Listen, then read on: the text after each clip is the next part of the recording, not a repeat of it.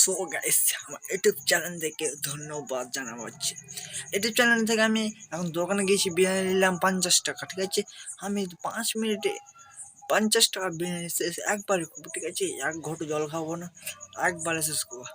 না পারি তোমরা কমেন্টে করে লিখবা, না পারি তুমি যে বলে এই করবো, ঠিক আছে। দেখতে থাকো तुम्हारी हमारी वफा है, किस्मत अपनी पढ़ ली है हमने, तुम्हारे सिवा ना कुछ भी लिखा है।